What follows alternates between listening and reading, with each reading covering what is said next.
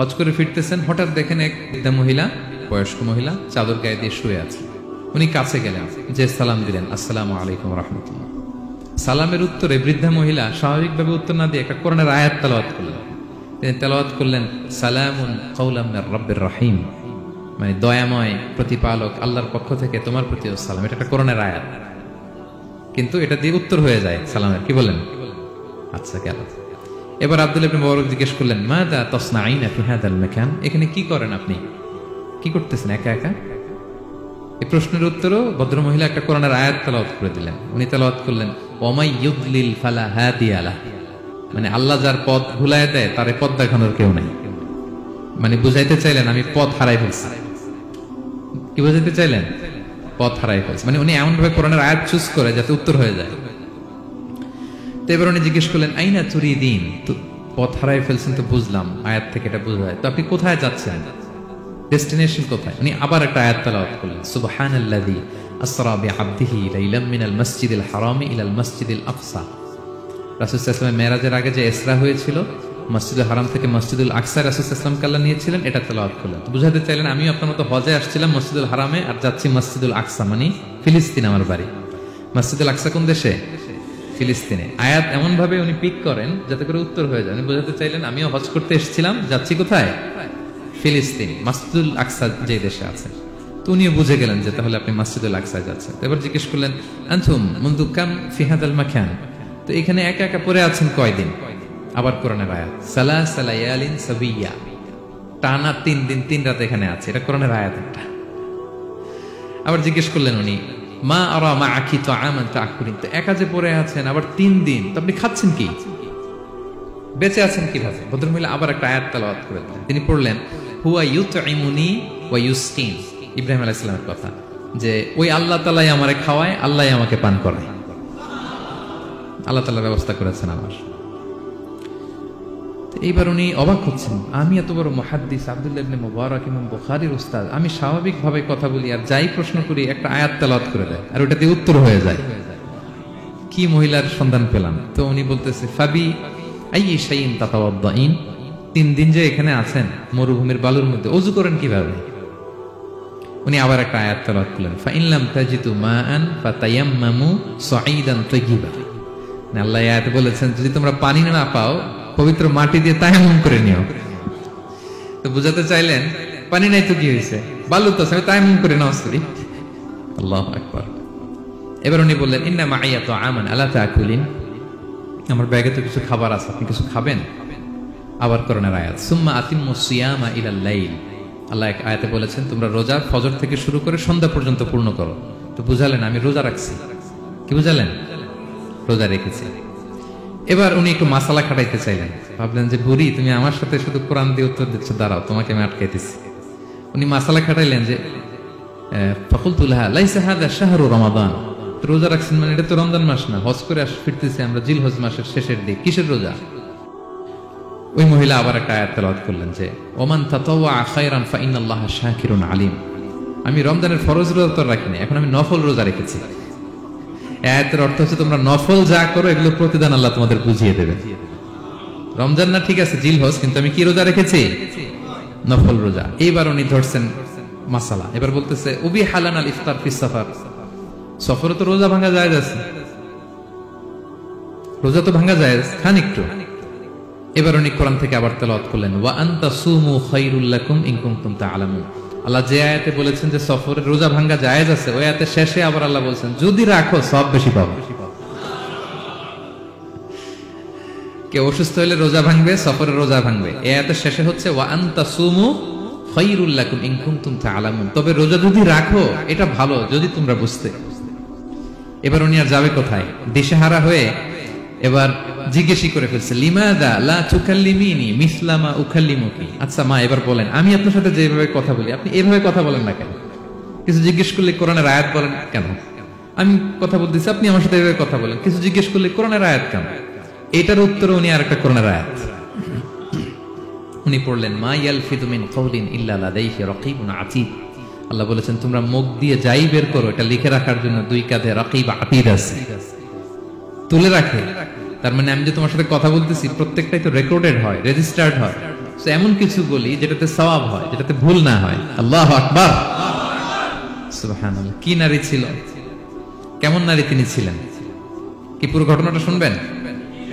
হ্যাঁ, শেষ করবো ঘটনাটা। আচ্ছা, তো উনি অবাক হলেন যে কি মহিলা, এরকম মহিয়সী গরিয়সী নারীও পৃথিবীতে আছে। তিনি বললেন, ঠিক আছে মা, আপনি যেহেতু পথ হারাই ফেলছেন, আমার উটটাকে আমি নিয়ে আসি। ফাহাল্লাকা আন আহমিলুকি আলা নাকাতি হাযিহি ফাতুদরিকিল কাফিলা, আমার উটটা নিয়ে আসি, উটে বসেন, আমি আপনাকে এগিয়ে দিয়ে কাফেলাতে যুক্ত করে দেই। আপনি কি রাজি আমার উটে বসবেন? আবার কোরআনের আয়াত, ওমা তাফআলু মিন খাইরিন ফাইনাল্লাহা বিহি আলিম, তোমরা যত ভালো কাজ করো আল্লাহ সেটা জানেন, মানে তোমার এই ভালো কাজ আল্লাহ জানেন, আল্লাহ এর প্রতিদান দিবেন। ক্বালা ফাআনাখতু নাকাতি, আমি উট বসালাম এবং বললাম ওঠেন। উনি যখন উঠতেছে আমি এভাবে তাকায় আছি, তা আমি যে তাকায় আছি উনি একটা আয়াত তেলাওয়াত করলেন যে কুল্লিল মুমিনিনা ইয়াগুদ্দু মিন আবসারিহিম, এর অর্থ হচ্ছে নবী হে, মুমিনদেরকে বলুন তারা যেন পরনারী দেখে তাকায় না থাকে, চোখ যেন নিচে রাখে, তারা যেন চক্ষু অবনমিত করে।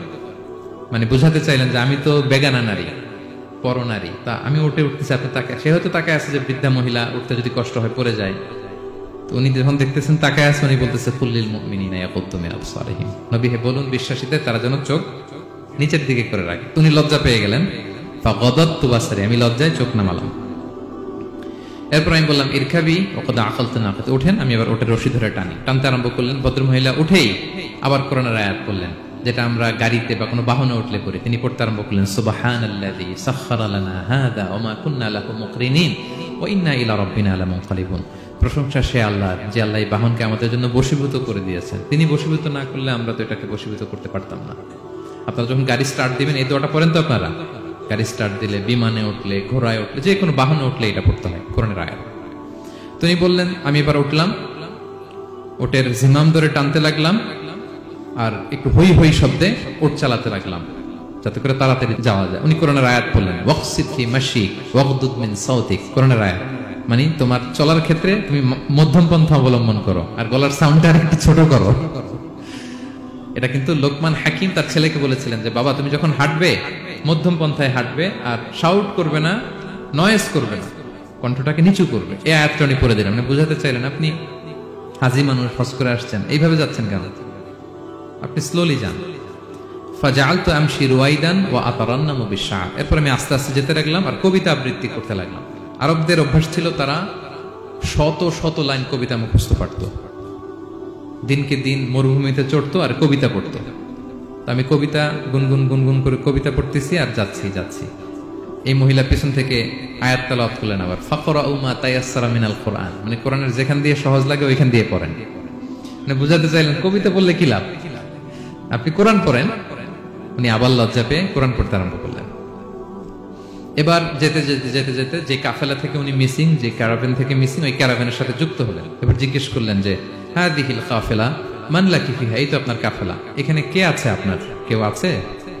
আবার কোরআনের আয়াত, আল মাল ওয়াল বানুনা জিনাতুল হায়াতিদ দুনিয়া, অর্থাৎ সম্পদ সন্তান এগুলো আল্লাহর দেয়া নেয়ামত। এটা দিয়ে বুঝাতে চাইলেন হ্যাঁ আমার কিছু সন্তানাদি আছে। উনি বুঝতে পারলেন ফা আলিমতু আন্না লাহা আওলাদান ফিহা, আমি বুঝলাম যে ওনার সন্তান সন্ততি এখানে আছে। এবার একটা চান্স পেয়ে গেছে আব্দুল্লাহ ইবনে মুবারক। কি পেয়ে গেছে? উনি মনে মনে ভাবলেন ওনার ছেলেদের নাম কি, এটা জিজ্ঞেস করি, তাইলে তার উত্তর দিতে পারবে না। সুন্দর না প্রশ্নটা? এবার উনি বলতেছে ফাকুলতু লাহা মা আসমাউ আওলাদিক, মা এবার একটু বলেন তো আপনার ছেলেগুলোর নাম কি? কি জিজ্ঞেস করলেন? এটা তো আর নান্টু বল্টু সল্টু তো আর কোরআনে পাওয়া যায় না। আমরা নাম রাখি কি সল্টু বল্টু, সল্টু বল্টু কোরআনে আছে নাই? তো উনি এবার চান্স নিলেন, এবার জিজ্ঞেস করে আপনার ছেলের নাম কি। এইবার আর উত্তর থাকবে না, অনেকক্ষণ আমার সাথে ইয়ে করছেন আপনি। তো জিজ্ঞেস করতেছে লাহা ওয়ামা আসমাউ আওলাদিক, আপনার ছেলেদের নাম কি একটু বলেন তো। এই প্রশ্নের উত্তরে উনি 3টা আয়াত তেলাওয়াত করছেন। এতক্ষণ তো একটা, এখন কয়টা? এখন 3 নম্বর গিয়ারে চালাইতেছে। উনি প্রথম আয়াত তেলাওয়াত করলেন ওয়াত্তাখাযাল্লাহু ইব্রাহিমা খলিলা, এরপর বললেন ওয়া কাল্লামাল্লাহু মূসা তাকলিমা, সবশেষে বললেন ইয়া ইয়াহইয়া খুযিল কিতাবা বিকুওয়া। আল্লাহু আকবার। আমি ইব্রাহিমকে খলিল হিসেবে নিয়েছি, মুসাকে কালিমুল্লাহ বানিয়েছি এবং ইয়াহইয়াকে বলেছি হে ইয়াহইয়া তুমি তাওরাত কিতাবকে শক্ত করে ধরো। তার মানে বুঝাতে চাইলেন আমার বড় ছেলের নাম ইব্রাহিম, পরের ছেলের নাম মুসা, ছোট ছেলের নাম ইয়াহইয়া। সুবহানাল্লাহ পড়বেন না? কি নারী ছিলেন! কোরআনের বাইরে যেন যাওয়া না লাগে, কোরআন থেকে ছেলেদের নাম চুজ করে রাখছেন। ছেলেদেরকে ডাকলে এই নামেই ডাকেন।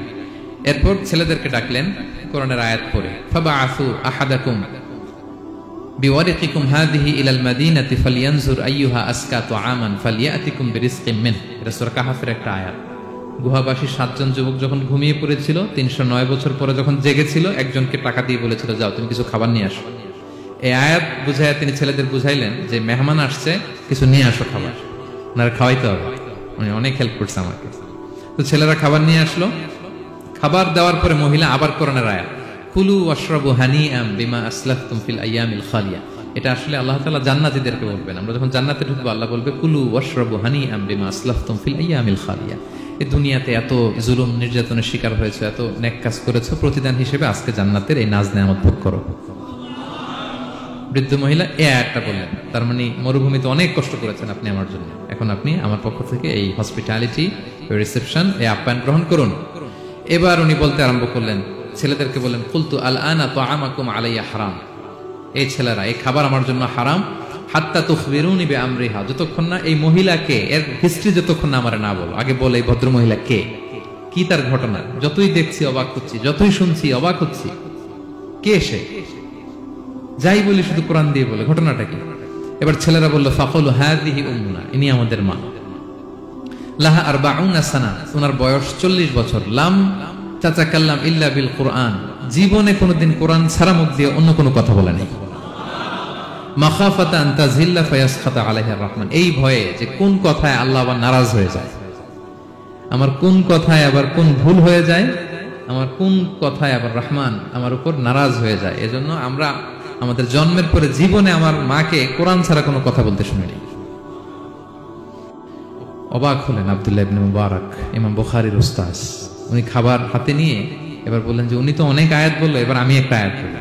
খাবারটা নিয়ে উনি পড়তে আরম্ভ করলেন। ফাকুলতু, উনি বললেন, আমি বললাম, যালিকা ফাদলুল্লাহি ইউতিহি মান ইয়াশা, এটা আল্লাহর বিশেষ অনুগ্রহ, ফজল, এটা আল্লাহ সবাইরে দেয়, যাকে চায় তাকে দেয়। সুবহানাল্লাহ পড়ে।